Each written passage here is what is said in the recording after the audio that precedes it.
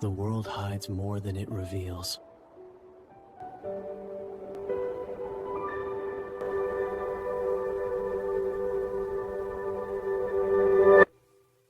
ধূসর কুয়াশার উপরে সেই প্রাচীন প্রাসাদে আজ কি ঘটল চলুন বিস্তারিত জেনে নেওয়া যাক।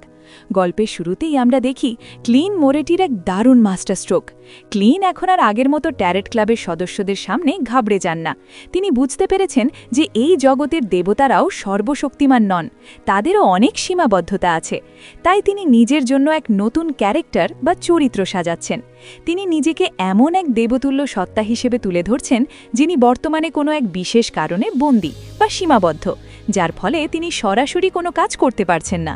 এটি একটি অত্যন্ত বুদ্ধিদীপ্ত চাল, কারণ ভবিষ্যতে যদি তিনি কোনো সাধারণ প্রশ্নের উত্তর দিতে না পারেন, তবে ক্লাবের সদস্যরা ভাববে যে এটি তার বর্তমান সীমাবদ্ধতার অংশ।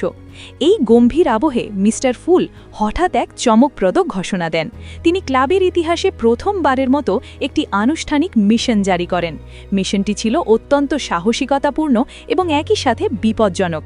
লোয়েন কিংডমে ইন্টেস রিপাবলিকের রাষ্ট্রদূত বেকারল্যান্ড জিন মাদানকে গুপ্ত হত্যা করতে হবে। এই কথা শুনে আমাদের অড্রে অর্থাৎ লেডি জাস্টিস তো অবাক, কারণ একজন রাষ্ট্রদূতকে হত্যা করা মানে দুই দেশের মধ্যে যুদ্ধের ঝুঁকি বাড়িয়ে দেওয়া। কিন্তু তখনই আলজের বা দ্য হ্যাংড ম্যান এই রাষ্ট্রদূতের অন্ধকার দিকটি সবার সামনে নিয়ে আসেন। তিনি জানান যে এই রাষ্ট্রদূত আসলে ইন্টেস রিপাবলিকের একজন কুখ্যাত গোয়েন্দা প্রধান, যিনি লোকচক্ষুর আড়ালে সমাজের রক্তপাত এবং বিশৃঙ্খলা সৃষ্টি করে চলেছেন।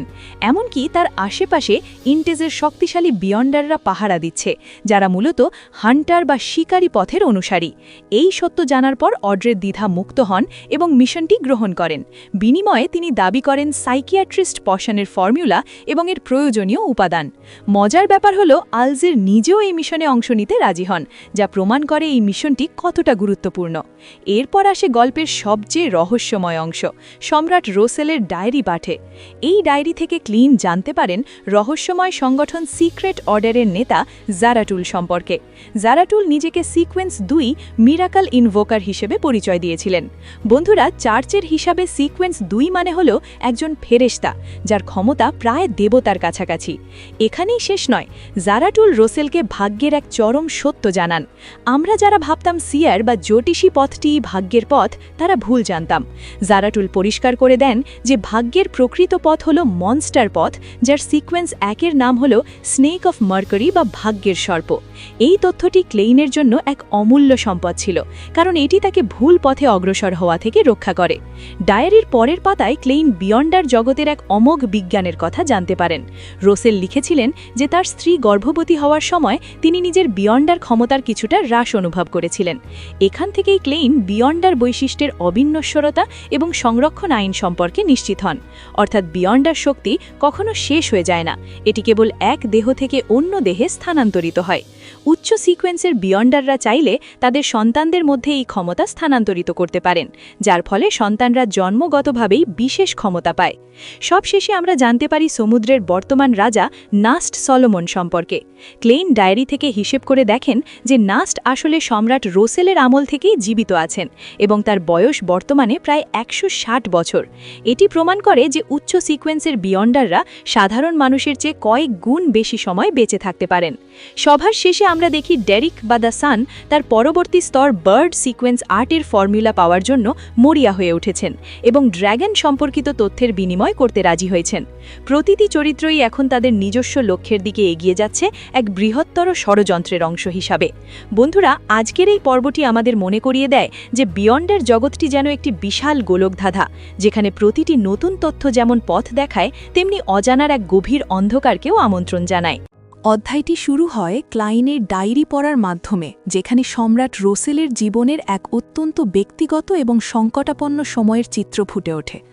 18 এপ্রিলের একটি পাতায় দেখা যায় রোসেল যখন তার উদ্ভাবিত বাষ্পচালিত ইঞ্জিনটি সফলভাবে তৈরি করেন, তখন তিনি প্রচণ্ড মানসিক অস্থিরতার মধ্য দিয়ে যাচ্ছিলেন, কারণ তিনি ভয় পাচ্ছিলেন যে প্রভাবশালী কোনো ব্যক্তি হয়তো তার এই পরিশ্রমের ফল কেড়ে নেবে অথবা তাকে এই উদ্ভাবনের জন্য নির্যাতনের শিকার হতে হবে। নিজেকে এক যুগের প্রোট্যাগনিস্ট বা প্রধান নায়ক মনে করা সত্ত্বেও রোসেলের এই ভীত ও বিচলিত রূপটি ক্লাইনকে বেশ অবাক করে। এই পাতাতেই রোসেল স্বীকার করেন যে তার প্রতিষ্ঠিত সংবাদপত্রটি জনপ্রিয় হওয়ার আসল কারণ ছিল পৃথিবী থেকে তার চুরি করা বা প্লেজিয়ারাইজড গল্প the count of Monte Christo, কারণ তার নিজের তৈরি পপ মিউজিককে সেই সময়কার মানুষ কেবল অপ্রয়োজনীয় শোরগোল বলে মনে করত। ডায়েরির পরবর্তী গুরুত্বপূর্ণ অংশটি হল ২৯শে অক্টোবরের ঘটনা, যেখানে সিক্রেট অর্ডারের নেতা জারাথুল রোসেলের সাথে পুনরায় দেখা করতে আসেন। জারাথুল কোনো নির্দিষ্ট উদ্দেশ্য ছাড়াই কেবল সম্পর্ক উন্নয়নের খাতিরে রোসেলের সাথে খোশ গল্প করেন। রোসেল লক্ষ্য করেন যে জারাথুল এর আগে তার দেখা চার্চের হাই সিকোয়েন্স বিয়ন্ডারদের চেয়েও অনেক বেশি রহস্যময় এবং শক্তিশালী। রোসেলের কৌতূহলের প্রেক্ষিতে জারাথুল প্রকাশ করেন যে তিনি একজন সিকোয়েন্স 2 মিরাকল ইনভোকার, যাকে চার্চের সংজ্ঞায় একজন এঞ্জেল হিসেবে অভিহিত করা হয়, এবং এই অবস্থানটি প্রায় একজন দেবতার কাছাকাছি। তবে রোসেলের ষষ্ঠ ইন্দ্রিয় বলছিল যে জারাথুল হয়তো সম্পূর্ণ সত্য বলছেন না, তিনি হয়তো আগে আরও বড় কোনো অবস্থানে ছিলেন অথবা শীঘ্রই নতুন কোনো পর্যায়ে উন্নীত হতে যাচ্ছেন। মিরাকল ইনভোকার বা অলৌকিকতার আহ্বানকারী নামটির গভীরতা এবং এটি কিভাবে ভাগ্যকে নিয়ন্ত্রণ করতে পারে তা নিয়ে রোসেল এবং ক্লাইন দুজনেই ভীষণ রোমাঞ্চিত হন। এই আলোচনার সূত্র ধরেই জারাথুল বিয়ন্ডার জগতের এক বৈপ্লবিক তথ্য প্রদান করেন যে সিয়ার পাথওয়ের মূল লক্ষ্য মোটেও ভাগ্য নয়, বরং ভাগ্য হল এই পথের একটি ছোট অংশ মাত্র। ভাগ্যের প্রকৃত প্রতিনিধিত্ব করে মনস্টার পাথওয়ে, যার কিছু সিকোয়েন্সের নাম হল সিকোয়েন্স 7 এবং 5 দ্য লাকি, সিকোয়েন্স 2 সুদসেয়ার এবং সিকোয়েন্স 1 স্নেক অফ মার্কিউরি বা স্নেক অফ ফেট। ক্লাইন বুঝতে পারেন যে তিনি যদি নিজেকে কেবল ভাগ্যের অধিপতি মনে করে অ্যাক্টিং চালিয়ে যেতেন তবে তার পথে বড় ধরনের বিপর্যয় আসত। এই মনস্টার পাথওয়েটি লাইফ স্কুল অফ থট দ্বারা নিয়ন্ত্রিত হয়, যারা পরম যুক্তি, আত্মা এবং বস্তু এই তিনটি জগতের বিভাজনে বিশ্বাস করে। তারা জ্যোতিষশাস্ত্র ব্যবহার করে এবং বিশ্বাস করে যে মানুষ ও প্রকৃতির এবং মানুষের নিজের মনের ভারসাম্য নষ্ট হলেই দুর্যোগ ও রোগ ব্যাধি সৃষ্টি হয়। তারা ঔষধ, গান, আলো, সুগন্ধি এবং মাদের মাধ্যমে প্রতিকূল ভাগ্য পরিবর্তনের চেষ্টা করে এবং অদ্ভুতভাবে এভারনাইট গডেসকে বাদ দিয়ে সরাসরি চাঁদকে পূজা করে। রোসেলের 18 এপ্রিলের ডায়েরিতে আরেকটি চাঞ্চল্যকর তথ্য পাওয়া যায় যখন তার স্ত্রী মাটিল্ডা গর্ভবতী হন। রোসেল অনুভব করেন যে গর্ভধারণের মুহূর্তে তার নিজের ভেতর থেকে বিয়ন্ডার বৈশিষ্ট্যের একটি অংশ রহস্যময়ভাবে কমে গিয়ে স্তন্তানের কাছে স্থানান্তরিত হয়েছে। এই ঘটনার প্রেক্ষিতে আর্চবিশপ ফ্যান এসটি তাকে জানান যে এটি একটি স্বাভাবিক নিয়ম। সিকোয়েন্স 7 বা তার নিচের বিয়ন্ডারদের ক্ষেত্রে সাধারণত বৈশিষ্ট্য স্থানান্তরিত হয় না, কিন্তু সিকোয়েন্স 6 এবং 5 এর ক্ষেত্রে এটি প্রাকৃতিকভাবে ঘটে, যা মা বাবার শক্তি না কমিয়েই সন্তানকে জন্মগতভাবে সিকোয়েন্স 9 এর কাছাকাছি ক্ষমতা দান করে। তবে একজন হাই সিকোয়েন্স বিয়ন্ডার বা এঞ্জেল চাইলে এই উত্তরাধিকারের বিষয়টি সম্পূর্ণ নিয়ন্ত্রণ করতে পারেন। তিনি চাইলে সবটুকু বা আংশিক শক্তি সন্তানকে দিতে পারেন। এই তথ্যগুলো থেকে ক্লাইন বিয়ন্ডার বৈশিষ্ট্যের অবিনশ্বরতা এবং সংরক্ষণের আইনটি উদ্ভাবন করেন। এটি ব্যাখ্যা করে কেন অনেক জাদুকরী প্রাণী মৃত্যুর আগে বংশবৃদ্ধি করে অথবা সন্তান জন্মের পর নিজের সঙ্গীকে আক্রমণ করে নিজের হারানো শক্তি ফিরে পেতে চায়। ডায়েরির একদম শেষ পাতায় 10ই নভেম্বরের একটি ঘটনা পাওয়া যায় যেখানে রোসেল গোপন প্রাসাদে জলদস্যু সেভিনি সলোমনকে অভ্যর্থনা জানান। রোসেল সলোমনকে সাহায্য করার প্রতিশ্রুতি দেন যাতে সে হাই সিকোয়েন্স বিয়ন্ডার হয়ে সমুদ্রে রোসেলের শত্রুদের ওপর আঘাত হানতে পারে। এই ডার্ক এম্পারার পাথওয়ের সিকোয়েন্সগুলোর নাম ছিল বেশ অদ্ভুত, যেমন কারাপশন, কনফিউশন, দ্য ফলেন এবং ডিসঅর্ডার, যেগুলোর সাথে ব্যারন, মেন্টর, কাউন্ট বা প্রিন্স মতো রাজকীয় উপাধি যুক্ত থাকত। রোসেল ভবিষ্যৎবাণী করেছিলেন যে সাভিনি সলোমনের ছেলে নাস্ট সলোমন ভবিষ্যতে সমুদ্রে আধিপত্য বিস্তার করবে। ক্লাইন অবাক হয়ে লক্ষ্য করেন যে বর্তমান সময়ের বিখ্যাত কিং অফ দ্য 5 সিজ নাস্ট সলোমন আসলে রোসেলের আমলের মানুষ, যার বর্তমান বয়স প্রায় 160 বছর। এর থেকে বোঝা যায় যে হাই সিকোয়েন্সের ক্ষমতা কেবল শক্তিই বাড়ায় না, বরং আয়ুও বহুগুণ বাড়িয়ে দেয়। পরিশেষে ট্যারোট ক্লাবের সভায় দেখা যায় মিস জাস্টিস ড্র্যাগন পাথওয়ে সম্পর্কে জানতে চান এবং ডেরেক বা দ্য সান তার সিকোয়েন্স 8 বার্ড ফর্মুলা পাওয়ার জন্য ব্যাকুল হয়ে ওঠেন, কারণ তার অ্যাক্টিং প্রায় শেষ পর্যায়ে এসেছে। বিয়ন্ডার বৈশিষ্ট্যগুলো মহাবিশ্বের এক অবিনশ্বর জ্বালানির মতো, যা কখনো নষ্ট হয় না, বরং এক প্রজন্ম থেকে অন্য প্রজন্মে বা এক দেহ থেকে অন্য দেহে সঞ্চালিত হয়। এবারের মিটিং ছিল অত্যন্ত গুরুত্বপূর্ণ এবং ঘটনাবহুল। অড্রে লক্ষ্য করেছিলেন যে ডেরেক অর্থাৎ দ্য সান তার বার্ড সিকোয়েন্সের বাইজেশন প্রায় শেষ করে ফেলেছে। অড্রে ভাবছিলেন বার্ড বা চারুণ কবিরা আসলে কিভাবে অভিনয় বা অ্যাক্টিং করে। তারা কি কেবল কবিতা পড়ে আর গান গেয়ে শক্তি যোগায়, নাকি যুদ্ধের ময়দানে হাতুড়ি বা তলোয়ার নিয়ে ঝাঁপিয়ে পড়ে? ডেরেকের গানের গলা ভালো হবে কিনা তা নিয়েও অড্রের মনে বেশ কৌতূহল ছিল। কিন্তু ডেরেক যখন তার পরবর্তী সিকোয়েন্সের ফর্মুলা চাইলেন, তখন আসল চমক এলো মিস্টার ফুলের কাছ থেকে। মিস্টার ফুল অর্থাৎ ক্লিন নিজেই কথা বলে উঠলেন।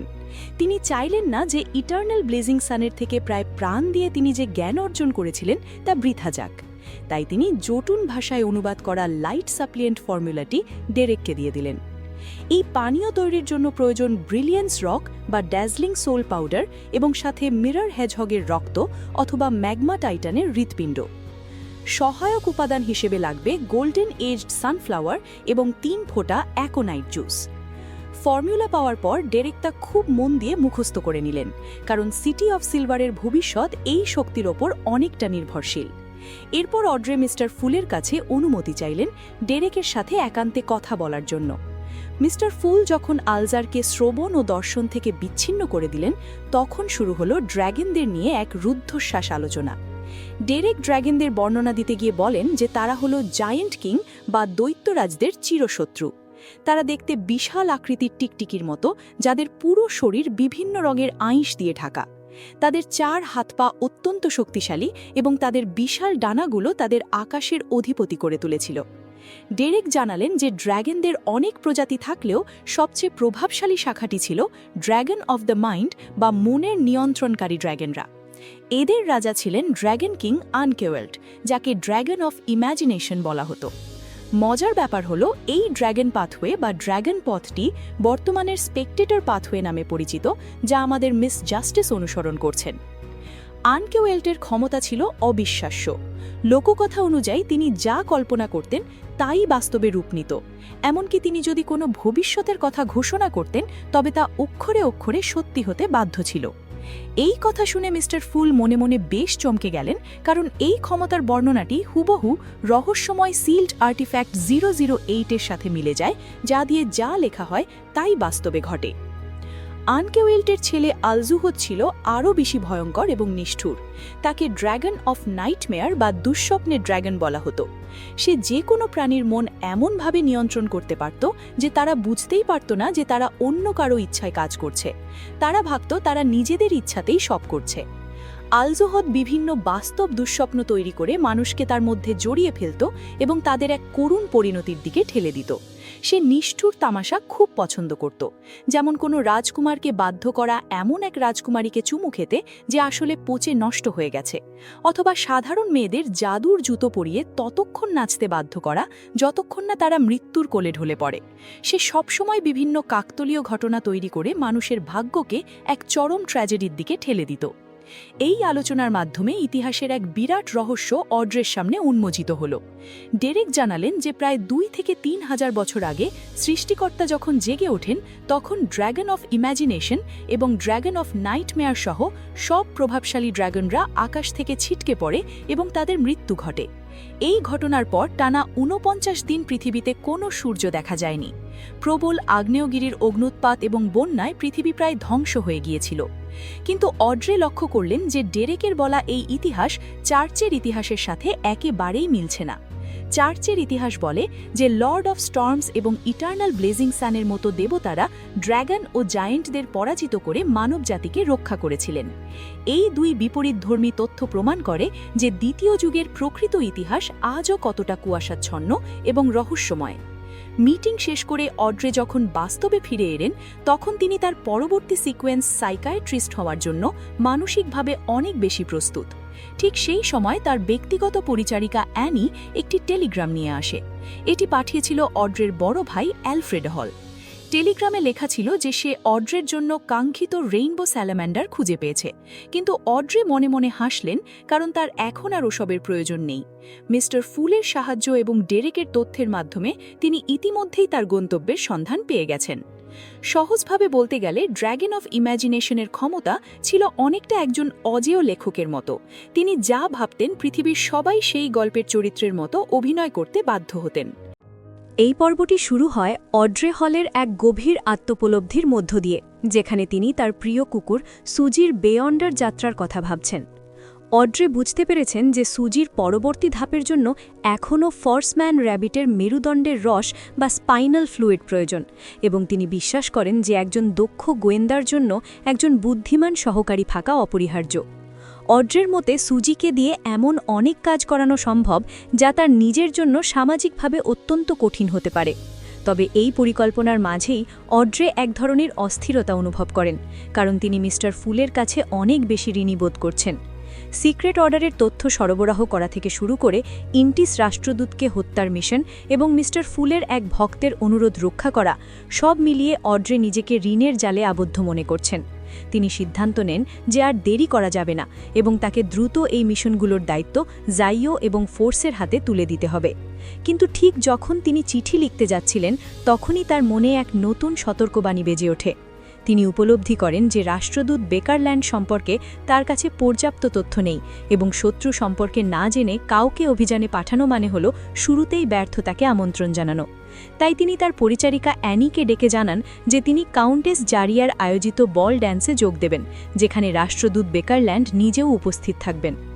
অড্রে এখন নিজেই রাষ্ট্রদূতকে পর্যবেক্ষণ করে তথ্য সংগ্রহ করার এক রোমাঞ্চকর উত্তেজনা অনুভব করছেন, যা তাকে একটি বড় ঘটনার অংশ করে তুলছে। গল্পের দৃশ্যপট এরপর দ্রুত পরিবর্তিত হয়ে আমাদের নিয়ে যায় রস্টেড দ্বীপপুঞ্জের বায়াম শহরে, যেখানে অ্যালজার উইলসনকে এক অদ্ভুত ছদ্মবেশে দেখা যায়। অ্যালজার ইন্টিস প্রজাতন্ত্রের ফ্যাশন অনুযায়ী বেশ জাঁকজমকপূর্ণ এবং কিছুটা দৃষ্টিকটু পোশাক পরে হোটেলের পেছনের দরজা দিয়ে অত্যন্ত সাবধানে বেরিয়ে পড়েন। তিনি বারবার দিক পরিবর্তন করে এমন এক জায়গায় পৌঁছান যেখানে কোনো বাগান বা লন নেই, এবং সেখানে তিনি তার চিরচেনা সাদা মাস্কটি পরে নেন। অ্যালজারের দরজায় কড়া নাড়ার ভঙ্গিটি ছিল অত্যন্ত সুনির্দিষ্ট, যেখানে তিনি 3টি জোরে এবং 2টি হালকা আঘাতের মাঝে নির্দিষ্ট সময়ের বিরতি দেন। এই গোপন সংকেতের পর একজন জলদস্যু তাকে ভেতরে নিয়ে যায়, যা ইঙ্গিত দেয় যে সাগরের বুকেও এক গভীর ষড়যন্ত্র দানা বাঁধছে। অন্যদিকে ব্যাকল্যান্ডের 15 মিন্স্ক স্ট্রিটে ক্লাইন মোরেত্তি তার টেবিলে বসে গতরাতের অদ্ভুত ঘটনার বিশ্লেষণ করছেন।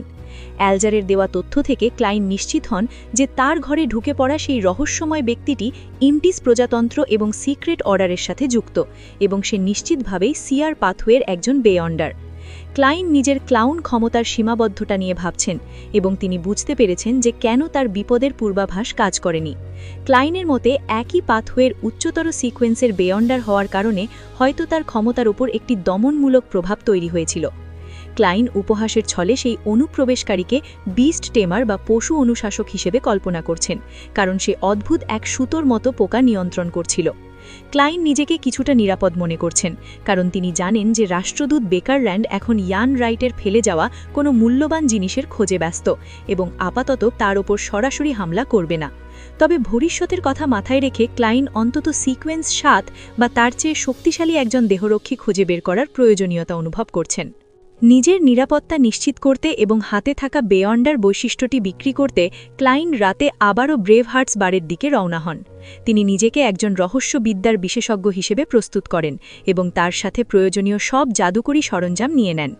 ক্লাইন যখন কাসপার্স কালিনিনের দেখা পান, তখন কাসপার্স তাকে শক্তিশালী বেয়ন্ডারটির এক গোপন সভায় নিয়ে যাওয়ার প্রস্তাব দেন। তবে এই প্রবেশের জন্য কাসপার্স 2 পাউন্ড ফি দাবি করেন, যা শুনে ক্লাইন মনে মনে হিসাব করেন যে এই টাকায় একটি আস্ত রিভলভার কেনা সম্ভব।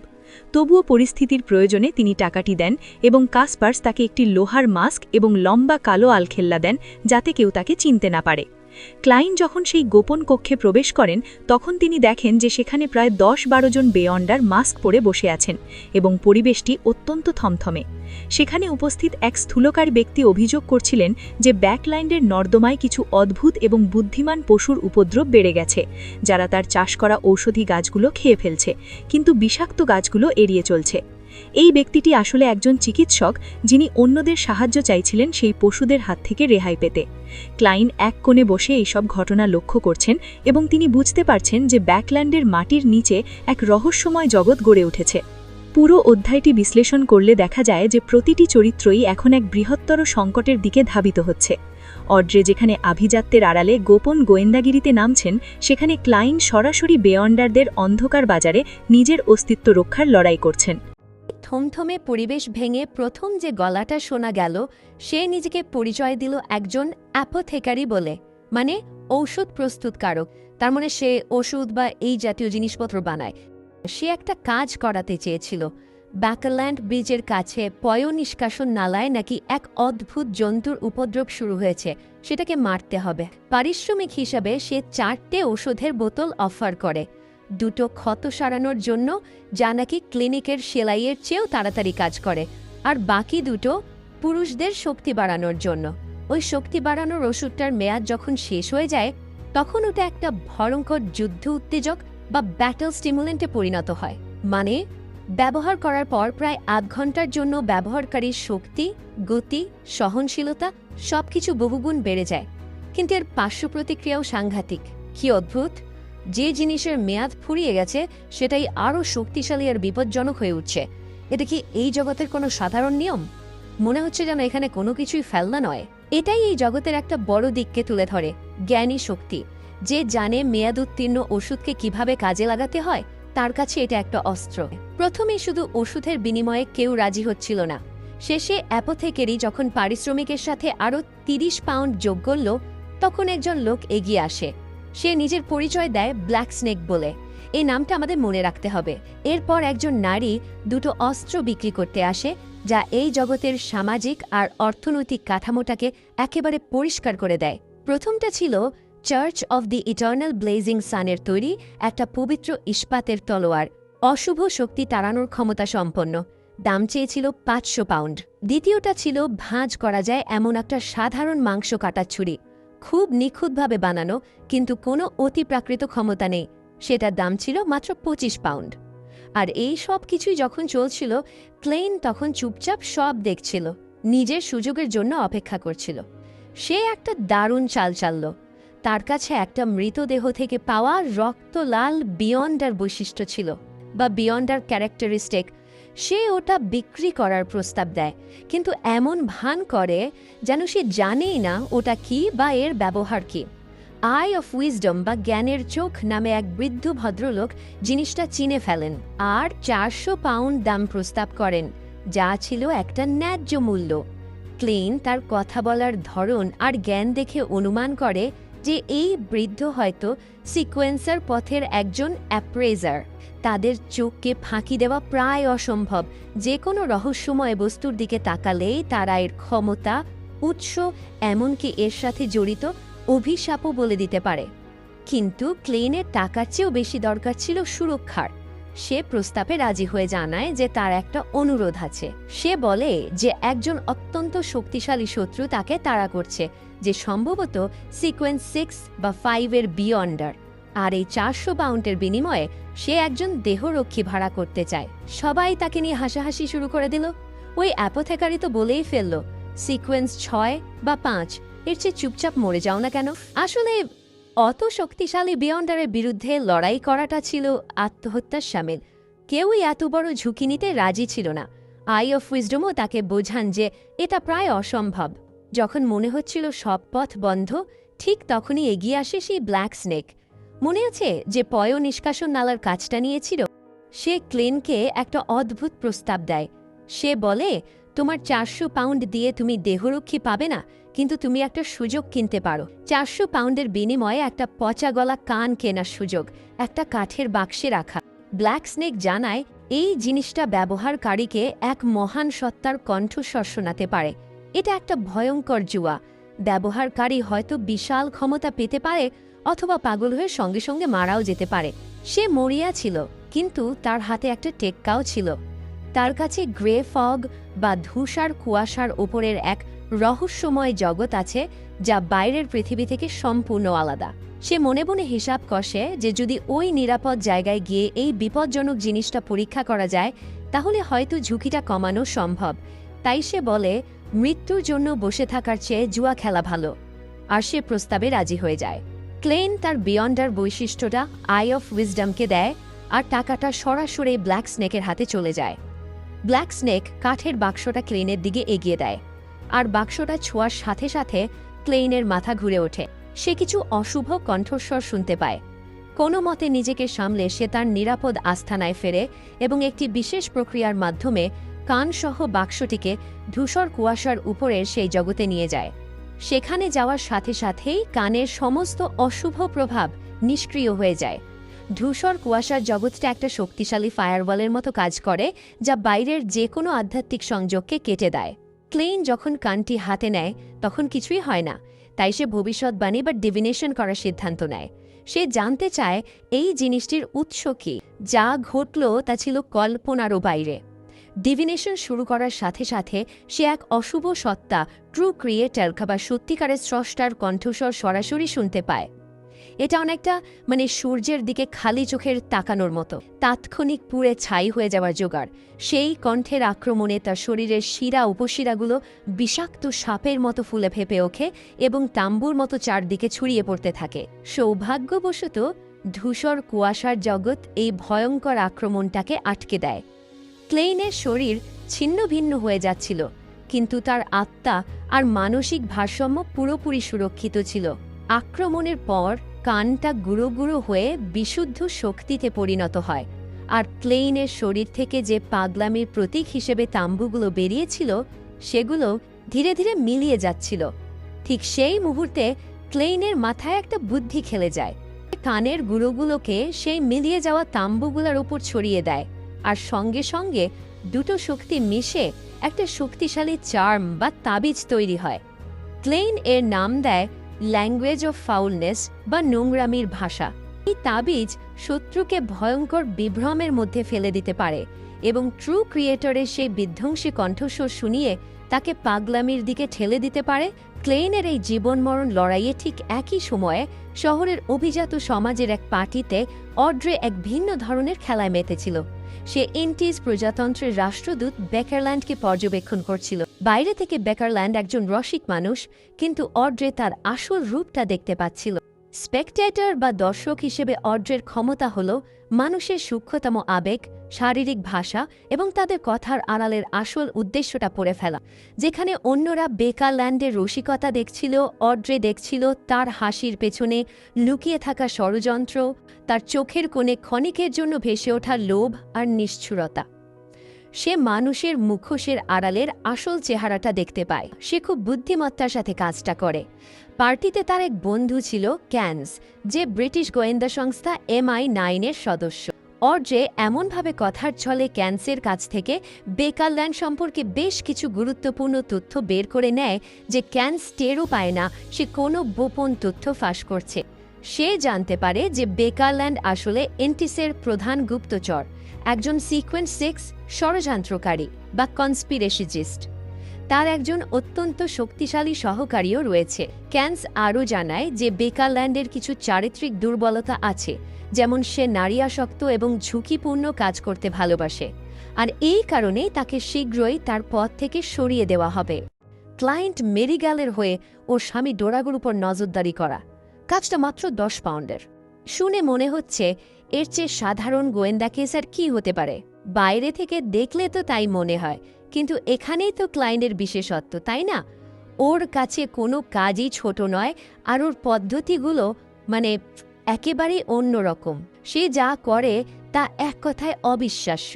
ও ইচ্ছে করে ডোরাগুর সাথে ধাক্কা খাওয়ার নাটক করে, আর সেই সুযোগে অত্যন্ত দক্ষতার সাথে নিজের কোটের একটা বাড়তি বোতাম ডোরাগুর পকেটে ঢুকিয়ে দেয়। এরপর সে তার একটা বিশেষ ক্ষমতা ব্যবহার করে, ডাউজিং রড সিকিং। ও কিন্তু সরাসরি ডোরাগুর ওপর ডাউজিং করছে না, ও ডাউজিং করছে নিজের ওই বোতামটার উপর। এটা এতটাই চতুর একটা চাল যে ভিকটিম ভাবতেও পারবে না যে ওকে ট্র্যাক করা হচ্ছে। তাকে সোজা নিয়ে যায় হুয়েলা ক্লাব নামে এক অভিজাত ক্লাবের দরজায়। পদ্ধতিটা 100% সফল, কিন্তু এখানেই সে একটা বাস্তব সমস্যার মুখে পড়ে। সে তো আর ক্লাবের সদস্য নয়, ভেতরে ঢুকবে কিভাবে? বাস্তব জগতে সে একজন সাধারণ মানুষ, যার জন্য ক্লাবের দরজা বন্ধ। কিন্তু ক্লায়েন্ট তো শুধু এই জগতের বাসিন্দা নয়, ও তখন প্রবেশ করে ওর সেই রহস্যময় ধূসর কুয়াশার জগতে, যেটা ওর ক্ষমতার মূল উৎস। সেখানে সে স্বপ্ন দর্শনের মতো একটা ক্ষমতা ব্যবহার করে নিশ্চিত হয়ে যায় যে ডোরাগো তার প্রেমিকার সাথে ক্লাবের ভেতরেই আছে। ব্যাস, 10 পাউন্ডের কাজ শেষ। ওই ধূসর কুয়াশার জগতে বসেই সে একটা বিরাট ঝুঁকি নেয়। ওর কাছে আগে পাওয়া লোহার সিগারেটের বাক্সের মতো একটা অদ্ভুত জিনিস ছিল, আর ওর সন্দেহ ছিল যে এর পেছনে সিয়ার পথের কোনো বিয়ন্ডার ওকে অনুসরণ করছে, আর সেই ব্যাপারে ভবিষ্যৎবাণী করার চেষ্টা করে। এটা সত্যি একটা বড় ঝুঁকি ছিল, কারণ ওর কাছে যথেষ্ট তথ্য ছিল না। সাধারণ নিয়মে এই ভবিষ্যৎবাণী তো ব্যর্থ হওয়ারই কথা, কিন্তু তা হয় না। ভবিষ্যৎবাণী সফল হলো, আর এই সাফল্যই ওর মনে একটা যুগান্তকারী প্রশ্নের জন্ম দিল। কেন এটা সফল হলো? আর এই প্রশ্ন থেকেই সে একটা অবিশ্বাস্য সিদ্ধান্তে পৌঁছায়। সে ভাবে যে সম্ভবত এই ধূসর কুয়াশার জগৎটা কোনো সাধারণ জায়গা নয়, এটা নিজেই হয়তো সিয়ার পথের ক্ষমতার সাথে ওতপ্রোতভাবে জড়িত। এটা ছিল নিজের পরিচয়ের মূল খুঁজে পাওয়ার দিকে প্রথম পদক্ষেপ।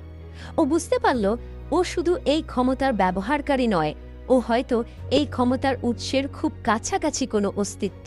ক্লাইনের এই আবিষ্কারটা কিন্তু গল্পের একটা দিক মাত্র। সে যখন নিজের অস্তিত্ব আর ক্ষমতার রহস্য নিয়ে ভাবছে, তখন ব্যাকল্যান্ডের অভিজাত সমাজে ক্ষমতার এক সম্পূর্ণ ভিন্ন খেলা শুরু হয়ে গেছে। আর সেই খেলার কেন্দ্রে আছে অড্রি হল। গল্পের শুরুতেই আমরা দেখি মিস অড্রে হলের মতো একজন সুন্দরী এবং সরল তরুণীকে, যিনি আপাতদৃষ্টিতে খুবই কৌতূহলী ও ছটফটে স্বভাবের। কিন্তু এই অড্রেই যখন একজন শক্তিশালী দেশের রাষ্ট্রদূতকে হত্যার প্রস্তাব দেন, তখন তার বন্ধু ফোর্স এবং জিও অবাক না হয়ে পারেন না। ফোর্স তো নিজের কানকেই বিশ্বাস করতে পারছিলেন না যে অড্রে আসলেই ইন্টিস নামক শক্তিশালী দেশের রাষ্ট্রদূত বেকারল্যান্ড জিন মাদানকে হত্যার মতো একটি মিশন বরাদ্দ করতে পারেন। জিও শুরুতে কিছুটা দ্বিধায় ছিলেন, কারণ তিনি জানতেন যে এই মিশনটি সম্পন্ন করার মতো শারীরিক বা অতিপ্রাকৃত শক্তি তাদের নেই। কিন্তু অড্রে তাকে আশ্বস্ত করেন যে তিনি তাদের এই কাজ করতে বলছেন না, বরং এমন কোনো বিয়ন্ডার বা অতিপ্রাকৃত ক্ষমতা সম্পন্ন ব্যক্তি খুঁজে বের করতে বলছেন যার এই ক্ষমতা আছে, যেমন মিস্টার এ। এই কাজের জন্য অড্রে প্রাথমিকভাবে 4000 গোল্ড পাউন্ডের বিশাল অঙ্কের প্রস্তাব দেন, যা যে কাউকে স্তব্ধ করে দেওয়ার জন্য যথেষ্ট। অড্রের এই উদারতা এবং অর্থের পরিমাণ ফোর্স ও জিওকে বিস্ময়ের অতরে তলিয়ে দেয়। অড্রে জানান যে যদি মিশনটি সফল হয়, তবে তিনি তাদের এই মধ্যস্থতার জন্য 500 পাউন্ড দেবেন, এবং মিশনটি যদি ব্যর্থও হয়, তবুও ঝুঁকির কারণে তারা 200 পাউন্ড পাবে। অড্রের মোট জমানো অর্থের পরিমাণ ছিল প্রায় 13,000 পাউন্ড, কিন্তু তিনি জানতেন যে 5,000 পাউন্ডের বেশি একসাথে খরচ করলে তা তার বাবা কাউন্ট হলের নজরে আসবে, এবং এমনকি ভারভার্ড ব্যাংক থেকেও তদন্ত শুরু হতে পারে। 4000 গোল্ড পাউন্ডের প্রস্তাব শুনে জিওর শ্বাসকষ্ট শুরু হওয়ার মতো অবস্থা হয়, কারণ তিনি জানতেন তিনি নিজে এটি সম্পন্ন করতে পারবেন না, কিন্তু এত বড় অঙ্কের টাকা তার জীবনের অনেক মোড় ঘুরিয়ে দিতে পারত। তবে 500 পাউন্ডের নিশ্চিত কমিশন এবং অড্রের প্রতি অসীম শ্রদ্ধার কারণে তারা মিস্টার এর সন্ধান শুরু করে। ফোর্সের মনে তখন হাজারো প্রশ্ন ঘুরছিল। কেন অড্রে এমন একটি বিপজ্জনক মিশন দিচ্ছেন? এটি কি অভিজাতদের অভ্যন্তরীণ কোনো বিবাদ, নাকি কোনো যুদ্ধের পূর্বাভাস? ফোর্স এমনকি সন্দেহ করেন যে কাউন্ট হল কি পরিস্থিতিকে অস্থিতিশীল করার জন্য কাউকে ব্যবহার করছেন। বিকেল 3টে, যখন ব্যাকল্যান্ডের ঘন কুয়াশার মধ্য দিয়ে সূর্যের বিরল আলো আসছিল, তারা মিস্টার এর সাথে দেখা করতে যায়। মিস্টার একে দেখতে বেশ রহস্যময় এবং অহংকারী মনে হচ্ছিল। ফোর্স মিস্টার একে মনে মনে অপছন্দ করতেন, কারণ গুজব ছিল তিনি নারী বিয়ন্ডারদের সাথে নোংরা লেনদেন করেন। তবুও কাজের খাতিরে তারা তাকে প্রস্তাব দেন, এবং জিও যখন সরাসরি ইন্টিস রাষ্ট্রদূত বেকারল্যান্ড জিন মাদানকে হত্যার কথা বলেন, তখন মিস্টার এ কিছুটা নীরব হয়ে যান। মিস্টার এ জানতে পারেন যে বেকারল্যান্ড একজন সিকোয়েন্স 6 কনস্পিরেটর, এবং তার প্রধান দুর্বলতা হল নারী। মিস্টার এ এই মিশন গ্রহণ করতে রাজি হন, তবে তিনি পুরস্কার হিসেবে উচ্চ সিকোয়েন্সের ফর্মুলা, যেমন আনশ্যাডো, ক্যাটাক্লিজমিক ইন্টারার, প্রফেট বা ম্যানিপুলেটর দাবি করেন। যদি ফর্মুলা দেওয়া সম্ভব না হয়, তবে তিনি 10,000 গোল্ড পাউন্ড দাবি করেন, যার মূল্য ছিল কুখ্যাত জলদস্যু অ্যাডমিরাল হ্যারিকেন কিলানগোসের পুরস্কারের সমান। মিস্টার এ সতর্ক করেন যে রাষ্ট্রদূতের ব্যক্তিগত শক্তি কম হলেও তার সাথে শক্তিশালী সাহায্যকারী এবং রহস্যময় বস্তু বা মিস্টিক্যাল অবজেক্ট থাকে। ফোর্স এবং জিও যখন এই বার্তা অড্রেকে পৌঁছে দেন, অড্রে অবাক হওয়ার বদলে বরং স্বস্তি অনুভব করেন। তিনি ভাবেন যে মাত্র 10,000 গোল্ড পাউন্ড খরচ করে তিনি একজন প্রভাবশালী রাষ্ট্রদূতকে তার পদ থেকে সরিয়ে দিতে পারবেন। অড্রে তৎক্ষণাৎ সিদ্ধান্ত নেন যে তিনি তার ব্যক্তিগত খরচ সামলাতে 8,000 পাউন্ড ধার করবেন এবং আগামী কয়েক মাস কৃচ্ছ সাধন করে তা পরিশোধ করবেন।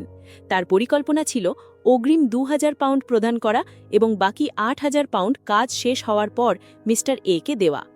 এর ফলে নতুন বছরের আগে অড্রে বেশ আর্থিক সংকটে থাকবেন এবং মাসে মাত্র 1,000 পাউন্ড খরচ করতে পারবেন। অন্যদিকে 15 নম্বর মিন্স্ক স্ট্রিটে শার্লক মরিয়ার্টি বা ক্লেরিন মেরি গ্যালের সাথে আবারও দেখা করেন। মেরি তার স্বামী মিস্টার গ্যালের পরাক্কিয়া ধরার জন্য ক্লেরিনকে গোয়েন্দা হিসেবে নিয়োগ করেছিলেন। ক্লেইন জানতে পারেন যে মিস্টার গ্যাল এরিকা টেলর নামে এক তরুণীর সাথে কোয়েলা ক্লাবে নিয়মিত দেখা করেন। এরিকা টেলর আগে কোইম নামক জায়গায় কাজ করতেন, কিন্তু বর্তমানে বেকার হওয়া সত্ত্বেও হিলস্টন বরোর মতো অভিজাত এলাকায় বসবাস করছেন। মেরি ক্লেরিনকে ক্লাবের সদস্যপদ পেতে সাহায্য করার প্রস্তাব দেন, যাতে তিনি আরও অকাট্য প্রমাণ জোগাড় করতে পারেন। এই উচ্চবিত্ত ক্লাবের প্রবেশ মূল্য ছিল অন্তত 50 পাউন্ড এবং বার্ষিক ফি ছিল 15 পাউন্ড, যা মেরি বহন করতে রাজি হন। একই সাথে ক্লেইন নিজেকে সামরিক বাহিনী এবং পুলিশের নজরদারি থেকে বাঁচাতে একটি জটিল নাটক সাজান। তিনি এমন ভাব করছিলেন যেন তিনি খুব অসহায় এবং নিজেকে বাঁচাতে মরিয়া হয়ে চারিদিকে সাহায্যের জন্য হাত রাখছেন। তার কাছে একটি শক্তিশালী চার্ম ছিল যা ল্যাঙ্গুয়েজ অফ ফাউলনেস নামে পরিচিত, যা ট্রু ক্রিয়েটারের সাহায্যে তৈরি এবং এটি তাকে যে কোনো লড়াইয়ে বিশেষ সুবিধা দেবে। তিনি ব্রেভহার্টসবারে ক্যাসপার্সের এবং পরে ম্যারিকের সাথে দেখা করেন। ম্যারিক তাকে জানান যে তার এক রহস্যময় বন্ধু 1,000 পাউন্ডের বিনিময়ে ক্লেরিনকে 3 দিন নিরাপত্তা দিতে রাজি আছেন। ক্লেইন এই প্রস্তাবটি গুরুত্ব সহকারে নেন, কারণ এতে তার শত্রুরা বিভ্রান্ত হবে। ক্লেইন জানতেন যে 1,000 পাউন্ড অনেক বড় অঙ্ক, তবে তিনি মেউরসাল্টের বিয়ন্ডার ক্যারেক্টারিস্টিক বিক্রি করে অথবা মিস জাস্টিসের কাছ থেকে এই টাকা সংগ্রহ করতে পারবেন, কারণ অড্রে তার কাছে আগে থেকেই সিকোয়েন্স 8 এবং সিক্রেট অর্ডারের তথ্যের জন্য টাকা ঋণী ছিলেন। এভাবেই ব্যাকল্যান্ডের অন্ধকার জগতে প্রতিটি চরিত্র তাদের নিজস্ব স্বার্থ, ভয় এবং লক্ষ্য নিয়ে এক অতিপ্রাকৃত জালের মধ্যে জড়িয়ে পড়ছে, যেখানে এক ভুলের মাসুল হতে পারে জীবন। গল্পের এই পর্যায়ে আমরা দেখি ক্লেইন মোরেট্টি তার 15 মিন্স্ক স্ট্রিটের বাড়িতে অত্যন্ত শান্তভাবে অবস্থান করছেন, যেন কিছুই ঘটেনি। কিন্তু তার মনের ভেতরে চলছে এক গভীর বিশ্লেষণ, কারণ ট্রু ক্রিয়েটারের সেই ভয়াবহ ফিসফিসানি শোনার পর থেকে তার আধ্যাত্মিক সংবেদনশীলতা এবং শোনার ক্ষমতা আগের চেয়ে অনেকটাই বৃদ্ধি পেয়েছে। তিনি ঘরের সেই আরামদায়ক হেলান দেওয়া চেয়ারে বসে খবরের কাগজ পড়ছিলেন এবং অপেক্ষা করছিলেন সঠিক সময়ের জন্য। ঘড়িতে যখন রাত 10টা বাজার কাছাকাছি, তখন তিনি দোতলার বাথরুমে গিয়ে নিজেকে পরিষ্কার করে নেন এবং শোবার ঘরে ঢুকে জানালার পর্দাগুলো টেনে দেন, যাতে বাইরের জগতের সাথে তার সংযোগ বিচ্ছিন্ন হয়। এরপর তিনি সেই চিরচেনা গ্রে ফগের জগতে প্রবেশ করেন। সেখানে গিয়ে তিনি দেখেন জাস্টিস বা অড্রের প্রতীক হিসেবে থাকা সেই ক্রিমসন স্টারটি ক্রমাগত সংকুচিত এবং প্রসারিত হচ্ছে, যা নির্দেশ করছিল যে অড্রে ক্রমাগত প্রার্থনা করে যাচ্ছেন। ক্লেইন তার আধ্যাত্মিক শক্তি দিয়ে সেই স্টারের সাথে যোগাযোগ করার সাথে সাথেই অড্রের অবয়ব তার সামনে ফুটে ওঠে, যিনি তখন সাদা রেশমের নাইট গাউন পরে তার বিছানায় শুয়ে প্রার্থনা করছিলেন। অড্রে ক্লেইনকে গুরুত্বপূর্ণ কিছু তথ্য দেওয়ার জন্য উদ্গ্রীব ছিলেন। তিনি জানান যে ইন্টিস রাষ্ট্রদূত বেকারল্যান্ড আসলে হান্টার পাথওয়ের সিকোয়েন্স 6 কনস্পিরেটর এবং তার সাথে সিকোয়েন্স 5-এর একজন শক্তিশালী সহকারী রয়েছে বলে সন্দেহ করা হচ্ছে। অড্রে আরও জানান যে তিনি এই রাষ্ট্রদূতকে হত্যার জন্য মিস্টার এর সাথে যোগাযোগ করেছেন। মিস্টার এই কাজের জন্য হয় 10,000 গোল্ড পাউন্ড দাবি করেছেন, অথবা আনশ্যাডো, ক্যাটাক্লিজমিক ইন্টারার, প্রফেট বা ম্যানিপুলেটরের মতো অত্যন্ত দুর্লভ এবং উচ্চ স্তরের পোর্শন ফর্মুলার একটি অংশ চেয়েছেন। অড্রে বুদ্ধিমানের মতো 10,000 পাউন্ড দেওয়ার সিদ্ধান্ত নিয়েছেন এবং ইতোমধ্যে 2,000 পাউন্ড অগ্রিম দিয়েছেন। ক্লেইন যখন এই বিশাল অঙ্কের টাকার কথা শোনেন, তখন তিনি কিছুটা অবাক হলেও নিজের ভাবলেশহীন ভাব বজায় রাখেন। তিনি মনে মনে বিশ্লেষণ করতে থাকেন যে এই মিস্টার এ আসলে কে হতে পারেন। ক্লেইনের অনুমান অনুযায়ী মিস্টার এ সম্ভবত অরোরা অর্ডারের 22 জন অরেকেলের মধ্যে একজন, এবং তিনি ব্যাকলুন্ডের মতো গুরুত্বপূর্ণ শহরে অবস্থান করছেন, মানে তিনি এই সংগঠনের ওপরের দিকের কোনো স্তরে আছেন। সম্ভবত তিনি সিক্রেট সাপ্লিয়েন্ট পাথওয়ের সিকোয়েন্স 5 শেপার্ড। ক্লেইন ভাবছিলেন কেন মিস্টার এ এই নির্দিষ্ট ফর্মুলাগুলোই চেয়েছিলেন। তিনি বুঝতে পারেন যে আনশ্যাডো হচ্ছে ইটার্নাল ব্লেসিং সানের পাথওয়ে, ক্যাটাক্লিজমিক ইন্টারার সম্ভবত লর্ড অফ স্টর্মসের সিকোয়েন্স 4 এবং প্রফিট হয়তো গড অফ নলেজ অ্যান্ড উইজডমের। ক্লেইন সিদ্ধান্ত নেন যে তিনি মিস্টার এর সাথে কোনোভাবেই এই উচ্চ স্তরের ফর্মুলাগুলো লেনদেন করবেন না, কারণ অরোরা অর্ডারের সদস্যরা সবাই উন্মাদ এবং তারা যে কোনো সময় এই ফর্মুলা ব্যবহার করে পুরো শহরের নিরাপত্তা বিঘ্নিত করতে পারে। ক্লেইন অড্রের নিরাপত্তার কথাও চিন্তা করেন এবং তাকে মিস্টার এর সাথে সরাসরি যোগাযোগ না করার পরামর্শ দেওয়ার কথা ভাবেন। ক্লেইন তখন নিজের পেন্ডুলাম ব্যবহার করে ভবিষ্যৎবাণী করার সিদ্ধান্ত নেন। প্রথমত তিনি মারিকের সেই রহস্যময়ী বন্ধুর নির্ভরযোগ্যতা পরীক্ষা করেন, যিনি তাকে বডিগার্ড হিসেবে সহায়তা করার কথা বলেছিলেন। পেন্ডুলামের ঘূর্ণন দেখে ক্লেইন নিশ্চিত হন যে ঝুঁকি থাকলেও সেই ব্যক্তি যথেষ্ট নির্ভরযোগ্য। এরপর তিনি মিস্টার এর মিশন সফল হবে কিনা তা জানার জন্য সরাসরি মিস্টার এর ওপর ভবিষ্যৎবাণী না করে বরং রাষ্ট্রদূত বেকারল্যান্ডের ওপর নজর দেন। তিনি দেখতে পান যে মিস্টার এর হাতে রাষ্ট্রদূতের জীবনের বড় ধরনের ঝুঁকি রয়েছে, যার অর্থ হল এই গুপ্তহত্যার মিশন সফল হওয়ার সম্ভাবনা অনেক বেশি। ক্লেইন তখন অড্রের প্রার্থনার উত্তর দেন এবং জানান যে তার সিদ্ধান্ত সঠিক ছিল, তবে তিনি সতর্ক করে দেন যে অড্রে যেন এই মিশনে কোনোভাবেই নিজের পরিচয় প্রকাশ না করেন। ক্লেইন তার নিজের প্রয়োজন মেটানোর জন্য 1000 পাউন্ড দাবি করেন, যা লাইট সাপ্লিয়েন্ট ফর্মুলার মূল্য হিসেবে ধরা হবে। তিনি আরও জানান যে অড্রের আর সিক্রেট অর্ডার নিয়ে তথ্য খোঁজার দরকার নেই, কারণ ক্লেইন জেনে গেছেন যে রাষ্ট্রদূতের সেই সহকারী আসলে একজন সিআর পাথওয়ের মেম্বার। অড্রে যখন গ্রে ফগের ওপরে মিস্টার ফুলের উত্তর শোনেন তখন তিনি অনেকটাই আশ্বস্ত হন। 10,000 পাউন্ড খরচ করার ফলে তার আর্থিক অবস্থা কিছুটা শোচনীয় হয়ে পড়লেও তিনি খুশি ছিলেন যে তার ঋণ প্রায় পরিশোধ হয়ে। তিনি বাকি টাকা জোগাড় করার জন্য তার বন্ধু গ্ল্যান্টের কাছ থেকে ধার নেওয়ার এবং কিস্তিতে শোধ করার পরিকল্পনা করেন। এদিকে ক্লিন বৃহস্পতিবার দুপুরে নিশ্চিত হন যে অড্রে তার অ্যাননিমাস অ্যাকাউন্টে টাকা জমা দিয়ে দিয়েছেন এবং তিনি শুক্রবার থেকে সেই টাকা ব্যাকলুন্ডের যে কোনো ব্যাংক থেকে তুলতে পারবেন। ক্লিন এরপর মেরিগেইলের সাথে দেখা করেন এবং তার মাধ্যমে কোয়েলায়াক ক্লাবে প্রবেশ করেন। সেখানে তার সাথে পরিচয় হয় একজন লম্বা এবং কিছুটা গম্ভীর সার্জন অ্যারেন সিরিস এবং একজন অ্যারিস্টোক্র্যাটিক ইকুয়েস্ট্রিয়ান টিচার তালিম ডুমন্টের সাথে। তালিমের সাথে ক্লেনের বেশ মজার কথোপকথন হয়। তালিম আসলে একজন সম্ভ্রান্ত পরিবারের সন্তান ছিলেন, যার দাদা তার সমস্ত সম্পত্তি নষ্ট করে ফেলেছিলেন। তালিম সরকারি চাকরিতে প্রবেশ করতে না পেরে শেষ পর্যন্ত অভিজাতদের ঘোড়া চালানো শিখিয়ে জীবন অতিবাহিত করছেন।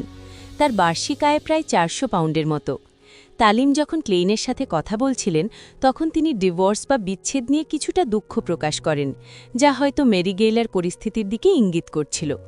ক্লেইন শান্তভাবে তাদের অনুসরণ করে ক্লাবের আলোকিত এবং বিশাল হলে প্রবেশ করেন। ব্যাকলুন্ডের এই নতুন পরিবেশে ক্লেইন তার গোয়েন্দা পরিচয়ে পরিচিত হতে শুরু করেছেন এবং একই সাথে অরোরা অর্ডারের মতো ভয়ঙ্কর সংগঠনের সাথে পরোক্ষভাবে যুক্ত হয়ে এক বড় ষড়যন্ত্রের মোকাবিলা করার প্রস্তুতি নিচ্ছেন। ব্যাকলন্ডের আভিজাত্যের এক অনন্য প্রতীক হল কোয়েলাক ক্লাব। অ্যারন এবং তালিম তাদের মনোনয়ন ফর্ম জমা দিয়ে চলে যাওয়ার পর ক্লাইনের জন্য অপেক্ষা করছিল এক নতুন অভিজ্ঞতা। সেই বিকেলেই অ্যারনের 2টি অপারেশন ছিল, আর তালিমকে যেতে হয়েছিল ভিসকাউন্ট কনরাডের ছোট ছেলেকে ঘোড়সওয়ারি শেখাতে, যাতে সে সামাজিক অনুষ্ঠানগুলোতে নিজেকে অপ্রস্তুত বোধ না করে। ক্লাইন সেখানে বসে দেখছিলেন লাল ভেস্ট পরা ভৃত্য এবং সুন্দর পোশাক পরা পরিচারিকাদের আনাগোনা। অবশেষে তার হাতে এলো সদস্যপদ পাওয়ার প্রমাণপত্র এবং একটি ব্যাজ, যাতে খোদাই করা ছিল ফ্রস্ট নক্ষত্রমণ্ডলীর চিহ্ন। এই সদস্যপদ পাওয়ার আনন্দটা সস্তা ছিল না। এর জন্য প্রবেশ ফি হিসাবে তাকে দিতে হয়েছিল 50 পাউন্ড এবং বছরের বাকি 3.5 মাসের বার্ষিক ফি বাবদ 4 পাউন্ড। মেরি গেল তাকে যে 57 পাউন্ড দিয়েছিলেন সেখান থেকেই ক্লাইন 54 পাউন্ড পরিশোধ করেন।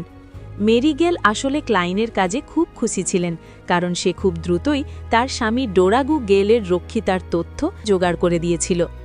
মেরি গেলের এই আভিজাত্য এবং উদারতার পেছনে ছিল তার বাবার গড়ে তোলা কোয়েম কোম্পানির বিশাল সম্পদ। কোম্পানির 20% শেয়ারের মালিক ছিলেন মেরির বাবা। একটা সময় এটি ছোট কোম্পানি থাকলেও ব্যাকলন্ডের দূষণ বাড়ার সাথে সাথে কয়লার চাহিদা বেড়ে যায় এবং এটি শহরের সেরা 10টি কোম্পানির একটিতে পরিণত হয়। তবে মেরির বিয়ে যখন হয় তখন এই কোম্পানি অতটা পরিচিত ছিল না, ফলে তার বাবা যৌতুক হিসাবে দেওয়া শেয়ারগুলোর সুরক্ষার জন্য বিশেষ আইনি ব্যবস্থা গ্রহণ করেননি। এখানে উল্লেখ করা প্রয়োজন যে সেই সময় যৌতুক নিয়ে দুটি নিয়ম প্রচলিত ছিল। একটি ছিল যৌতুককে নারীর সম্পূর্ণ স্বাধীন সম্পত্তি হিসাবে রাখা, যেখানে স্বামীর কোনো নিয়ন্ত্রণ থাকে না।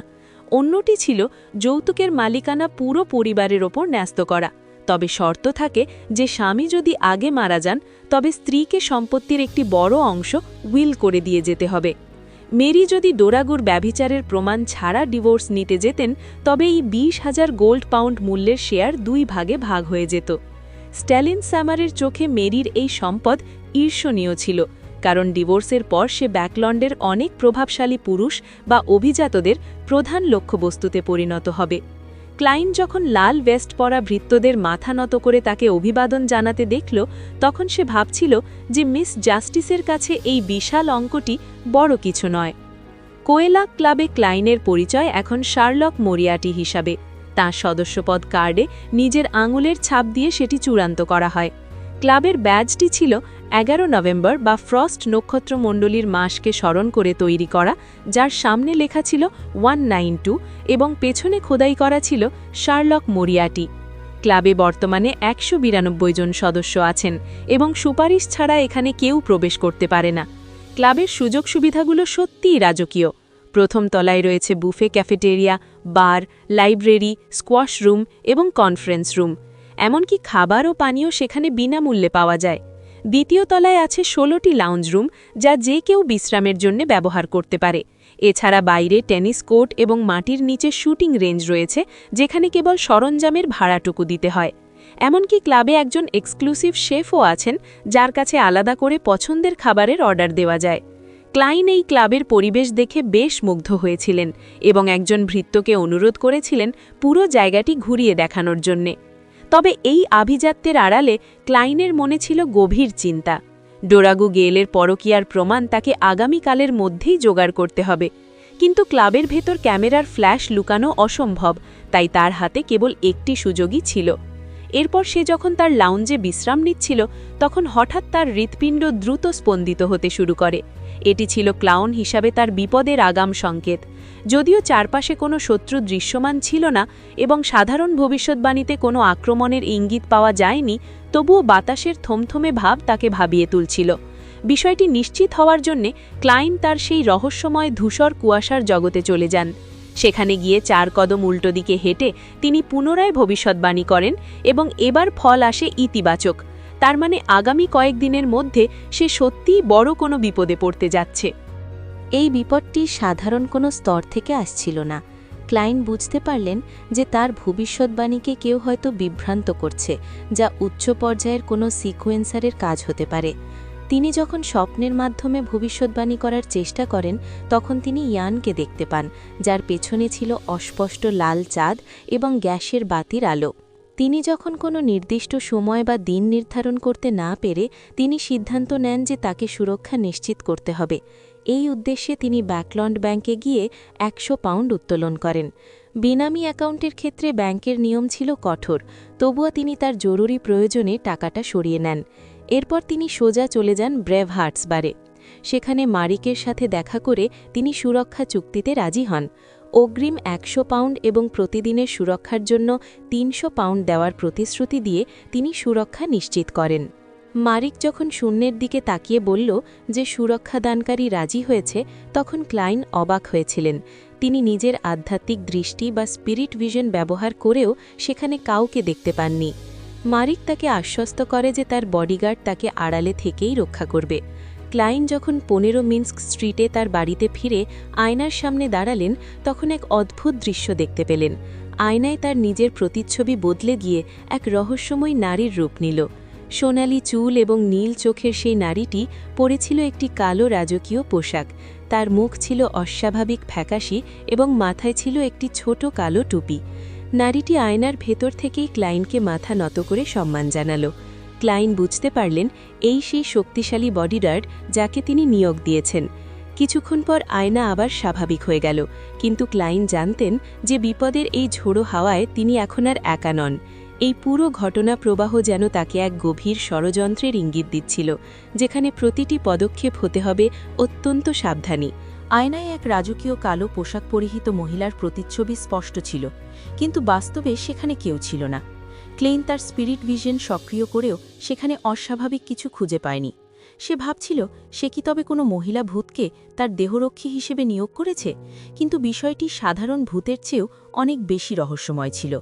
ক্লেইন তার পকেটে থাকা আজিকের তামাটে বাঁশিটি স্পর্শ করে দেখল, কিন্তু সেটি বরাবরের মতোই শীতল ছিল এবং কোনো পরিবর্তন দেখায়নি। এখান থেকে বোঝা যায় যে ওই রহস্যময়ী নারী কোনো সাধারণ অশরীরী প্রাণী বা আনডেড সৃষ্টি নয়, কারণ বাঁশিটি তাকে প্রভাবিত করতে পারেনি। ক্লেইন এই অদ্ভুত পরিস্থিতি এবং বাঁশিটির কার্যকারিতার সীমা নিয়ে চিন্তিত হয়ে পড়ে, কারণ সে জানত যে এই ধরনের রহস্যময় বস্তু যে কোনো সময় বিপদ ডেকে আনতে পারে।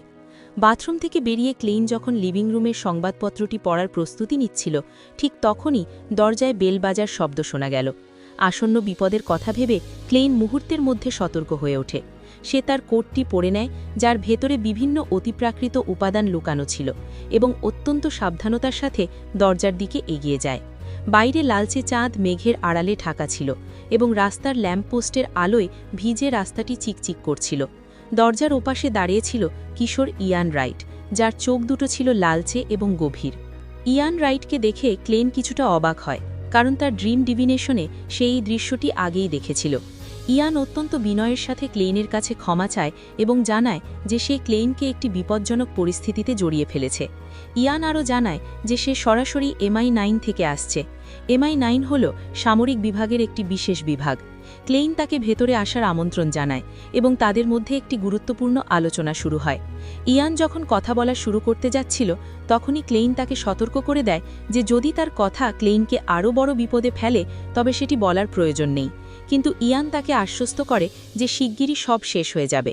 ইয়ান প্রকাশ করে যে ডিটেকটিভ জিরাল আসলে ফেসাক সাম্রাজ্যের একজন স্পাই ছিলেন। জিরাল বেশ কিছু অনাথ শিশুকে আশ্রয় দিয়ে তাদের গোয়েন্দা তথ্য সংগ্রহের কাজ শেখাতেন, এবং ইয়ান ছিল তাদেরই একজন। এই তথ্যটি ক্লেইনের সামনে এক বিশাল ষড়যন্ত্রের দুয়ার খুলে দেয়। ইয়ান জানায় যে 2 সপ্তাহ আগে সে তুরানি ফন হেলমোসুইনের পাণ্ডুলিপি সংক্রান্ত কিছু সূত্র খুঁজে পায়। তুরানি ফন হেলমোসুইন ছিলেন সম্রাট রোসেলের পর সর্বশ্রেষ্ঠ বিজ্ঞানী, গণিতবিদ এবং মেকানিস্ট। তাকে দ্বিতীয় প্রজন্মের ডিফারেন্স মেশিনের জনক বলা হতো। তিনি বিশ্বাস করতেন যে মানুষের ভেতরের ত্রুটিগুলো কেবল যন্ত্রের মাধ্যমেই সংশোধন করা সম্ভব। তিনি একটি তৃতীয় প্রজন্মের ডিফারেন্স মেশিন নিয়ে গবেষণার সময় রহস্যময়ভাবে নিখোঁজ হয়ে যান।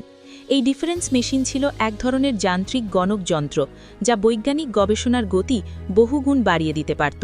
ক্লেইনের কাছে এটি বাষ্পীয় যুগের এক বিকল্প কম্পিউটার। ইয়ান যখন জিরালকে এই পাণ্ডুলিপির কথা জানায়, তখন জিরাল অত্যন্ত আনন্দিত হন এবং তার ঊর্ধ্বতন কর্তৃপক্ষকে বিষয়টি রিপোর্ট করেন, কিন্তু এরপরই বিপদ শুরু হয়। জিরালের বাড়িতে অনুপ্রবেশ ঘটে এবং শেষ পর্যন্ত ক্লেইনের সাহায্যেই নিশ্চিত হওয়া যায় যে জিরাল নিহত হয়েছেন।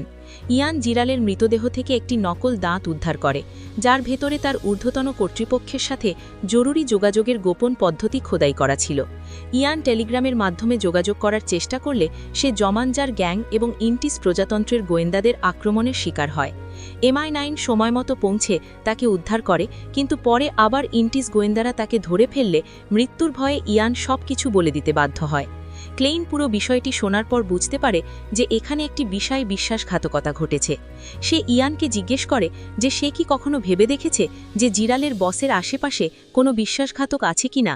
ইন্টিসের রাষ্ট্রদূত সম্ভবত সেই বিশ্বাসঘাতকের মাধ্যমেই জিরালের সমস্ত পরিকল্পনা আগে থেকেই জানতেন। ক্লেইন অনুধাবন করে যে তার নিজের পরিস্থিতি কেন এত জটিল হয়ে উঠেছে। সে উপলব্ধি করে যে সে শুরুতে একটি ছোট কিন্তু মারাত্মক ভুল করেছিল। সে শার্লক মরিয়ার্টি হিসেবে ছদ্মবেশ না নিয়েই ঘর ভাড়া নিয়েছিল এবং মিশন গ্রহণ করেছিল।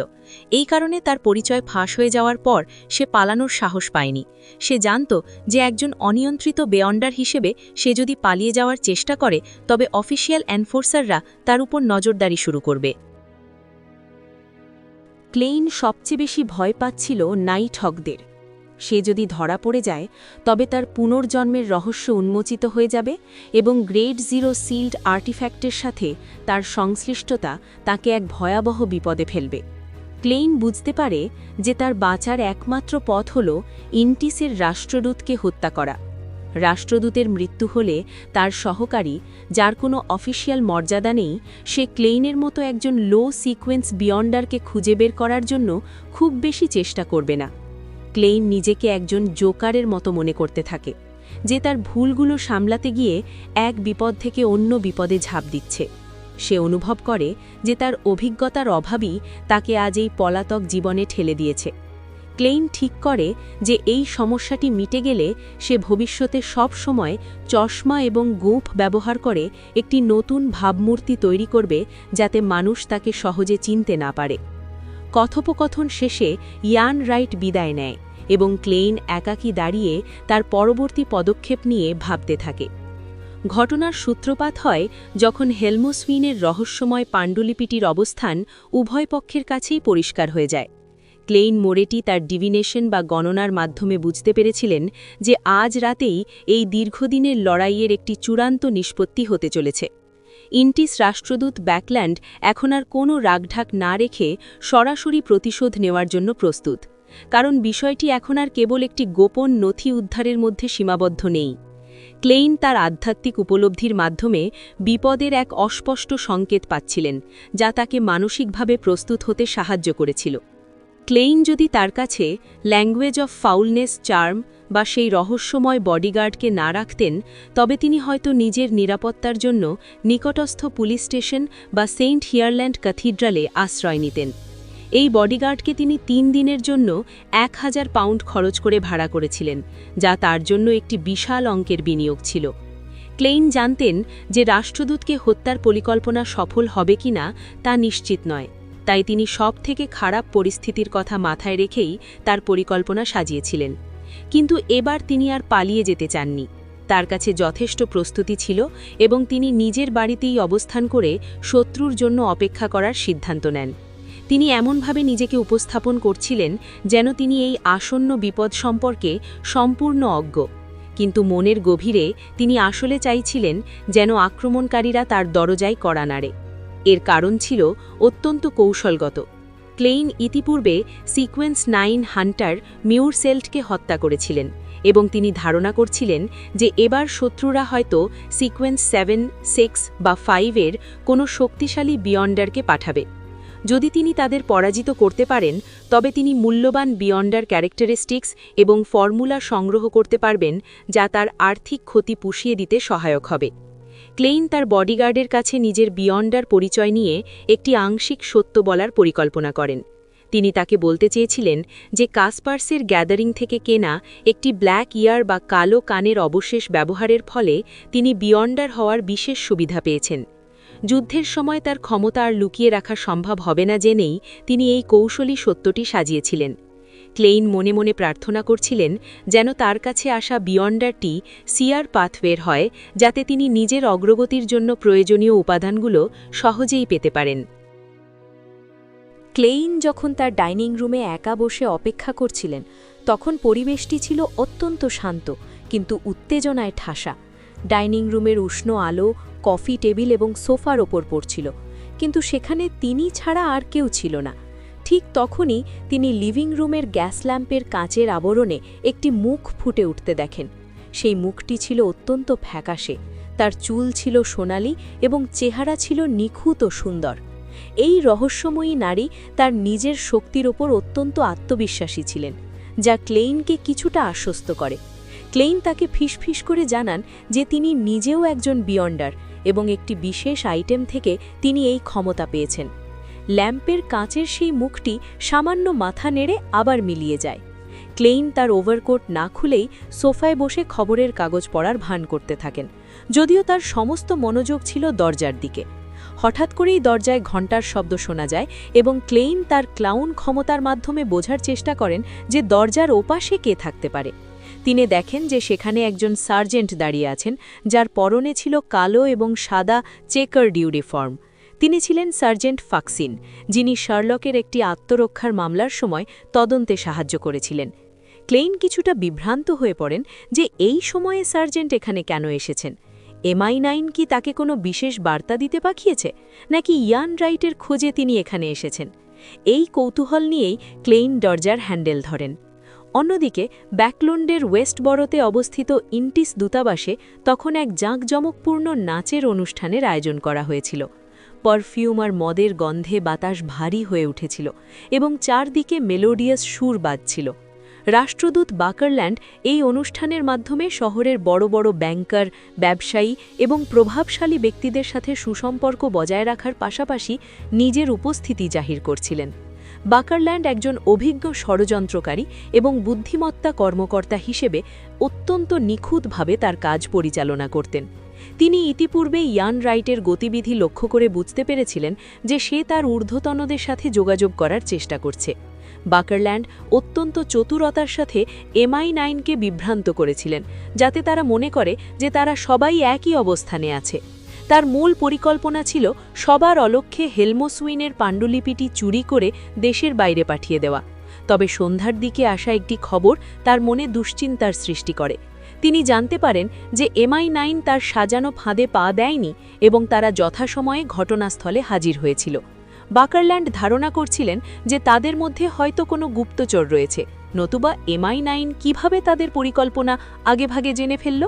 তিনি তার বিশ্বস্ত বিয়ন্নার রোসাগোকে নির্দেশ দিয়েছিলেন যেন সে পাণ্ডুলিপিটি উদ্ধার করার পাশাপাশি সেই আপদ ডিটেকটিভ অর্থাৎ শার্লক মোরিয়ার্টিকে হত্যা করে। বাকারল্যান্ডের কাছে শার্লক মোরিয়ার্টি ছিল অত্যন্ত বিরক্তিকর একজন ব্যক্তি। তার কারণেই বাকারল্যান্ডের সমস্ত পরিকল্পনা ভেস্তে যাচ্ছিল এবং তাকে হয়তো শীঘ্রই নিজ দেশে ফেরত যেতে হবে।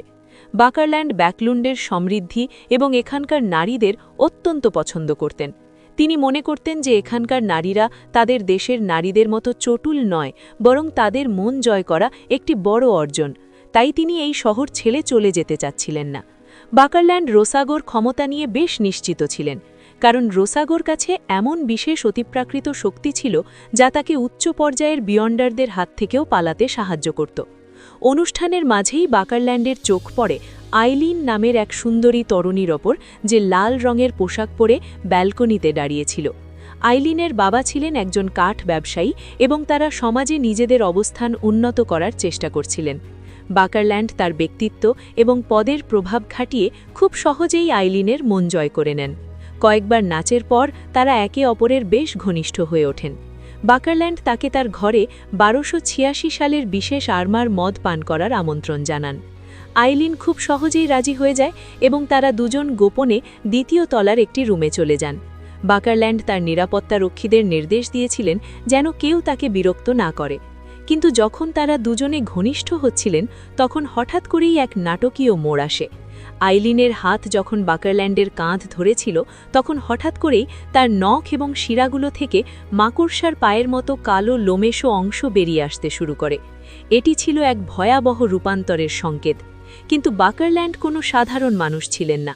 তিনি তৎক্ষণাৎ আইলিনের পেটে এক প্রচণ্ড ঘুষি মারেন, যার ফলে আইলিনের মুখ দিয়ে ফেনা বেরোয় এবং সে মেঝেতে লুটিয়ে পড়ে। আইলিনের চোখে তখন বিস্ময় এবং আতঙ্ক ছিল।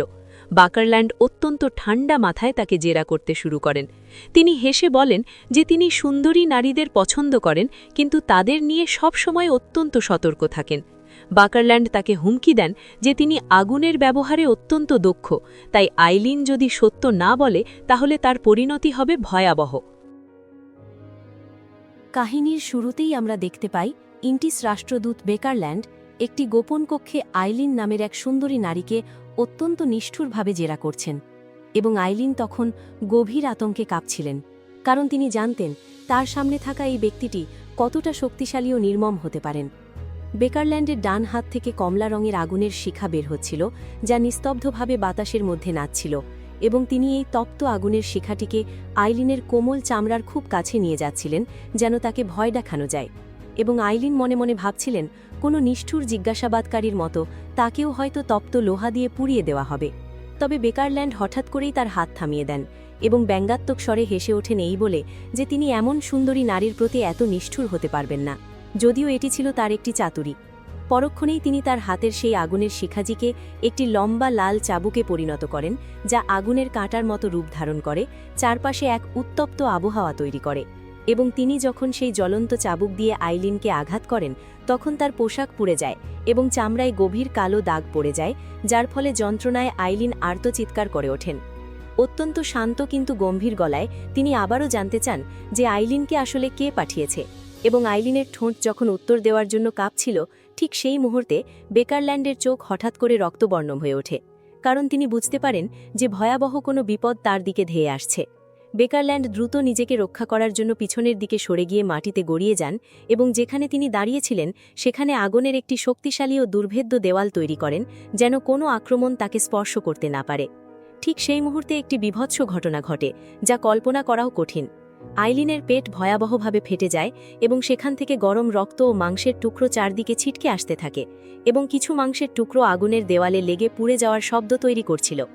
আইলিনের পেট চিরে রক্তে ভেজা দুটি আঠালো হাত বেরিয়ে আসে এবং সেখান থেকে প্রাপ্তবয়স্ক পুরুষের সমান বিশাল এক অবয়ব বের হয়ে আসে, যা দেখতে অত্যন্ত ভয়ঙ্কর ছিল।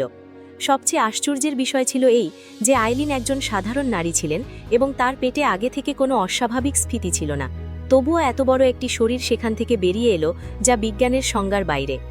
আইলিনের মাথার নিচের অংশ সম্পূর্ণ বিস্ফোরিত হয়ে যায় এবং সেই ছিন্ন ভিন্ন রক্ত ও মাংস মিশে এক অদ্ভুত লাল রঙের জোব্বা তৈরি করে, যা দেখতে অনেকটা প্রস্ফুটিত আগুনের ফুলের মতো লাগছিল। এবং এই দৃশ্য দেখে বেকারল্যান্ড সাথে সাথেই চিনে ফেলেন যে এটি আসলে সিকোয়েন্স 6-এর রোজ বিশপ। রোজ বিশপ হল সিক্রেট সাপ্লাইন্ড পাথওয়ের একটি অত্যন্ত শক্তিশালী স্তর, যেখানে থাকা বিয়ন্ডাররা রক্ত ও মাংসের জাদুতে অসামান্য পারদর্শী হয় এবং তারা অন্যদের দেহের ভেতরে নিজেদের লুকিয়ে রেখে সব ধরনের তদন্ত এড়িয়ে চলতে পারে।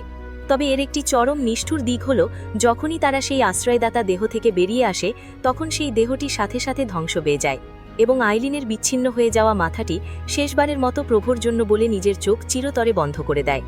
এরপর সেই রোজ বিশপ বা শেফার্ড বেকারল্যান্ডের দিকে ধীর স্থির পায়ে এগিয়ে যেতে থাকে এবং আগুনের দেওয়াল তাকে কোনোভাবেই থামাতে পারছিল না, কারণ তার শরীর থেকে প্রতিনিয়ত গাঢ় লাল রঙের এক রহস্যময় তরল ঝরছিল, যা আগুনকে প্রতিহত করছিল। মহাবিপদ বুঝতে পেরে বেকারল্যান্ড চিৎকার করে সাহায্য চান, কারণ তিনি জানতেন দূতাবাসে অনেক শক্তিশালী বিয়ন্ডার এবং সামরিক কর্মকর্তা মোতায়েন ছিল, যাদের মধ্যে সিকোয়েন্স 5-এর একজন এবং সিকোয়েন্স 6-এর একজন সহ আরও অনেক শক্তিশালী যোদ্ধা ছিল। কিন্তু আশ্চর্যজনকভাবে বেকারল্যান্ডের কণ্ঠস্বর সেই ঘরের বাইরে যাচ্ছিল না এবং বাইরের উৎসবে নাচগান আগের মতোই নির্বিঘ্নে চলছিল, যেন পুরো ঘরটি বাইরের জগৎ থেকে সম্পূর্ণ ভিন্ন একটি মহাবিশ্বে পরিণত হয়েছে। শেফার্ড হেসেই বেকারল্যান্ডকে জানান যে এটি আসলে বেকারল্যান্ডের নিজের তৈরি করা নিয়ম, যা তিনি কিছুটা বিকৃত বা ডিস্টর্ট করেছেন, কারণ বেকারল্যান্ড নিজেই নির্দেশ দিয়েছিলেন যেন তাকে কেউ বিরক্ত না করে, এবং শেফার্ড সেই ইচ্ছাকেই কাজে লাগিয়ে পুরো ঘরটিকে একটি আইসোলেটেড জগতে পরিণত করেন। বেকারল্যান্ড বুঝতে পারেন যে এটি আসলে ডার্ক এম্পায়ার পাথওয়ের সিকোয়েন্স 6 ব্যারন অফ কারাপশনের একটি বিশেষ ক্ষমতা, যার মাধ্যমে নিয়মকে নিজের স্বার্থে ব্যবহার করা যায়। এরপর বেকারল্যান্ডের মুখ অন্ধকার হয়ে যায় যখন তিনি বুঝতে পারেন যে তার সামনের এই ব্যক্তিটি আসলে একজন শেফার্ড, এবং তিনি সন্দেহ করেন যে এই ব্যক্তিটি কি অরোরা অর্ডারের রহস্যময় মিস্টার এ। শেফার্ড কোনো উত্তর না দিয়ে তাকে প্রভুর আশীর্বাদ গ্রহণ করতে বলেন, কিন্তু কথা শেষ হওয়ার আগেই শেফার্ডের শরীর হঠাৎ করেই শক্ত হয়ে যায়, যেন তার শরীরের প্রতিটি জয়েন্টে জং ধরেছে, এবং তিনি একটি নড়াচড়াহীন পুতুলের মতো হয়ে যান। বেকারল্যান্ড তখন তার পকেট থেকে একটি রুমালে মুখ মোছেন এবং দেখা যায় তার পকেটে বৃদ্ধাঙ্গুলির সমান একটি পুতুলের মাথা রয়েছে, যার চোখ সম্পূর্ণ কালো।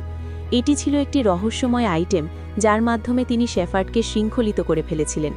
শেফার্ড যখন নড়াচড়া করতে পারছিলেন না, তখন বেকারল্যান্ড তার পরবর্তী মরণঘাতী আক্রমণ শুরু করার প্রস্তুতি নেন, কিন্তু শেফার্ড তার ক্ষমতা ব্যবহার করে হঠাৎ করেই নিজের আকার বিশাল করে ফেলেন। তার ত্বক কুচকুচে কালো হয়ে যায়, মাথায় দুটি বাঁকানো ছাগলের শিং গজায় এবং পিঠে সালফারের গন্ধযুক্ত বিশাল ডানা গজায়, যা তাকে অনেকটা শয়তানের মতো রূপদান করে। শেফার্ড যখন এই শয়তানের রূপ ধারণ করে সামনের দিকে এগোচ্ছিলেন, তখনও বেকারল্যান্ডের সেই রহস্যময় পুতুলের ক্ষমতার কারণে তার চলাফেরা ছিল অত্যন্ত ধীর এবং তার চিন্তাগুলোও যেন ঝাপসা হয়ে আসছিল। বেকারল্যান্ড তখন তার পাইরোমেনিয়াক বা ফায়ার মেজ সিকোয়েন্স 7 ক্ষমতা ব্যবহার করে ডান হাতে একটি জ্বলন্ত সাদা বর্ষা তৈরি করেন এবং সেটি শেফার্ডের দিকে ছুঁড়ে তাকে ছাই করে দেওয়ার প্রস্তুতি নেন। কিন্তু ঠিক সেই মুহূর্তে বেকারল্যান্ড প্রচণ্ডভাবে কাশি শুরু করেন এবং তার মনে হচ্ছিল যেন তার ফুসফুস ও হৃৎপিণ্ড শরীর চিরে বাইরে বেরিয়ে আসবে, এবং এই প্রচণ্ড কাশির কারণে তার আগুনের বর্ষাটি বিলীন হয়ে যায়, যার ফলে শেফার্ড আবার স্বাভাবিক নড়াচড়ার ক্ষমতা ফিরে পান। শেফার্ড তখন ব্যঙ্গ করে জানান যে তিনি কেন এতক্ষণ বেকারল্যান্ডের সাথে কথা বলে সময় নষ্ট করছিলেন, কারণ তিনি বেকারল্যান্ডকে মারাত্মক নিউমোনিয়া এবং ক্রমাগত কাশিতে আক্রান্ত করেছেন, যা থেকে মুক্তি পাওয়া অসম্ভব। বেকারল্যান্ড আক্ষেপের সাথে বুঝতে পারেন যে এই শেফার্ড সম্ভবত কোনো এক ডেমেন্স অফ অ্যাফ্লিকশনকে হত্যা করে তার রোগ ছড়ানোর ক্ষমতাটি নিজের ভেতরে আয়ত্ত করেছে। এরপর শেফার্ড তার সবচেয়ে শক্তিশালী ক্ষমতা ব্যবহারের সিদ্ধান্ত নেন এবং তার সামনে একটি স্বচ্ছ ও ঝাপসা বই আবির্ভূত হয়, যা দেখে বোঝা হচ্ছিল তিনি কোনো বড় শক্তির সাহায্য নিচ্ছেন। তিনি আমি এলাম, আমি দেখলাম, আমি রেকর্ড করলাম এই মন্ত্রটি উচ্চারণ করেন এবং সেন্ট টেনেব্রাসের একটি বিশেষ ক্ষমতা ব্যবহার করেন যা তাকে ঘন অন্ধকারে ঢেকে ফেলে। হঠাৎ করেই শেফার্ড প্রায় 2.3 থেকে 2.4 মিটার লম্বা একটি দৈত্যাকার মূর্তিতে পরিণত হন, যার পুরো শরীর কালো বর্ম দিয়ে ঢাকা ছিল এবং চোখের জায়গায় দুটি লাল আগুনের গোলক জ্বলছিল, যা ছিল এক ভয়ঙ্কর ডার্ক নাইটের রূপ। এই ডার্ক নাইট তার বিশাল তলোয়ার দিয়ে বেকারল্যান্ডকে রক্ষা করে এক মরণঘাতী আঘাত হানেন এবং বেকারল্যান্ডের শরীর থেকে বেরোনো সমস্ত আগুনের শিখা সেই তলোয়ারের আঘাতের দ্বিখণ্ডিত হয়ে যায় এবং তার শরীর মাঝখান থেকে চিরে 2 ভাগ হয়ে মাটিতে পড়ে। বেকারল্যান্ডের মৃত্যুর সাথে সাথেই তার ক্ষত থেকে কোনো রক্ত বের হয়নি, কারণ মনে হচ্ছিল তার আত্মাও সেই তলোয়ারের কালো জাদুতে ধ্বংস হয়ে গেছে এবং পুরো ঘরটি যে বিচ্ছিন্ন ছিল সেই দেওয়ালটিও ভেঙে যায়।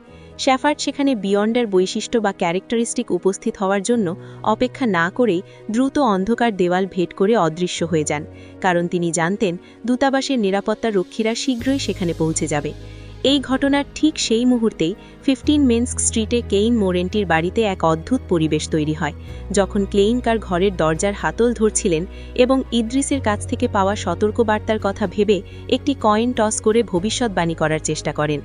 যদিও কয়েন টসে উত্তরটি নেতিবাচক বা নেগেটিভ এসেছিল, কিন্তু ক্লেইন জানতেন যে বেকারল্যান্ডের দিকে শক্তিশালী বিয়ন্ডাররা তার এই ভবিষ্যৎবাণীকে বাধা দিতে পারে, তাই তিনি কোনো ঝুঁকি নিতে চাননি।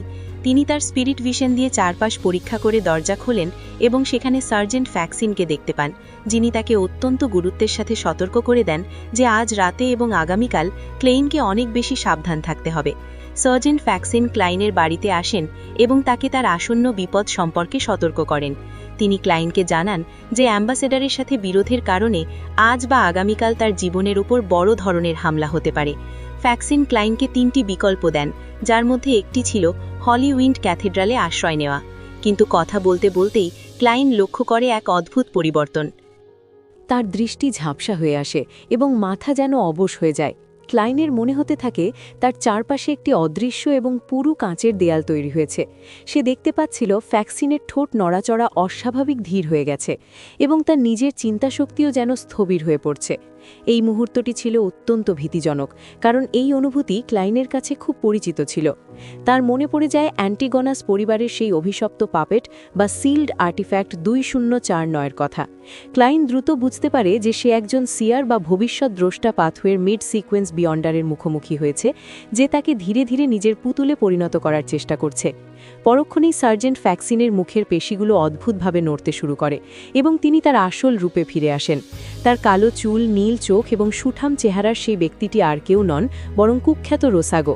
রোসাগো অত্যন্ত আত্মবিশ্বাসের সাথে হাসছিলেন এবং ক্লাইনকে বলছিলেন যে একজন হাই সিকোয়েন্স বিয়ন্ডার ছাড়া অন্য কারো পক্ষে এই ক্ষমতা থেকে মুক্তি পাওয়া প্রায় অসম্ভব। কিন্তু রোসাগো জানতেন না যে ক্লাইন ইতিমধ্যেই একজন অত্যন্ত শক্তিশালী দেহরক্ষী ভাড়া করে রেখেছেন। ঠিক সেই মুহূর্তে জানালার কাঁচ থেকে এক রহস্যময়ী নারীর অবয়ব বেরিয়ে আসে। পরনে কালো রিগেল ড্রেস, সোনালি চুল এবং অত্যন্ত ফ্যাকাশে চেহারার এই নারীটি দেখতে অনেকটা জীবন্ত পুতুলের মতো লাগছিল।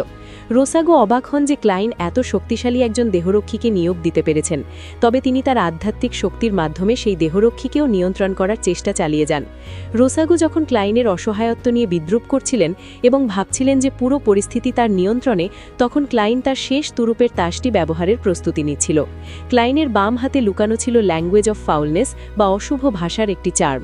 এটি ছিল অত্যন্ত শীতল এবং পিচ্ছিল, যা থেকে এক ধরনের অপার্থিব এবং অশুভ শক্তি নির্গত হচ্ছিল। ক্লাইন জানত যে সাধারণ শারীরিক লড়াইয়ে সে রোসাগোর সাথে পারবে না, তাই সে সিদ্ধান্ত নেয় নিজেকে কিছুটা আঘাত করে হলেও শত্রুকে ধ্বংস করার।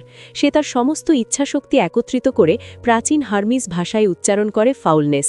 এই শব্দটি উচ্চারণের সাথে সাথেই ক্লাইনের বাম হাতের তালুতে এক অসহ্য জ্বালা পড়া শুরু হয় এবং তার কানের মধ্যে এমন কিছু উন্মাদনাপূর্ণ ফিসফিসানি ভেসে আসতে থাকে যা একজন সাধারণ মানুষকে পাগল করে দেওয়ার জন্য যথেষ্ট। এটি ছিল ট্রু ক্রিয়েটর বা প্রকৃত স্রষ্টার সেই অভিশপ্ত কণ্ঠস্বর। ক্লাইন তার মনের মধ্যে একটি কাউন্টডাউন শুরু করে, 3, 2, 1। 3 সেকেন্ডের মাথায় সেই চার্মটি থেকে নির্গত উন্মাদনা সরাসরি রোসাগোর কানে প্রবেশ করে। রোসাগোর সেই আত্মবিশ্বাসী চেহারা মুহূর্তে বদলে গিয়ে এক অবর্ণনীয় যন্ত্রণায় বিকৃত হয়ে যায়। তার মাথার শিরাগুলো এমনভাবে ফুলে ওঠে যেন সেগুলো এখনই ফেটে যাবে। রোসাগো মাটিতে লুটিয়ে পড়ে যন্ত্রণায় ছটফট করতে থাকেন এবং তার গায়ের চামড়া যেন ইঞ্চি ইঞ্চি করে ছিঁড়ে যাচ্ছিল। চামড়া উঠে গিয়ে তার ভেতরের রক্তাভ মাংস এবং পেশিগুলো বেরিয়ে আসে, যা তাকে একটি কিংবদন্তি লাল দানবের মতো দেখাচ্ছিল। ক্লাইন নিজেও এই যন্ত্রণার বাইরে ছিল না। সে এবং তার দেহরক্ষী উভয়েই যন্ত্রণায় চিৎকার করে মাটিতে পড়ে যান। তাদের মনে হচ্ছিল যেন কেউ ড্রিল মেশিন দিয়ে তাদের মাথায় আঘাত করছে। কিন্তু ক্লাইন ছিলেন একজন অভিজ্ঞ বিয়ন্ডার, যে এর আগেও অনেকবার এই ধরনের উন্মাদনার মুখোমুখি হয়েছে। তাই সে সবার আগে নিজেকে সামলে নিয়ে উঠে দাঁড়ায়।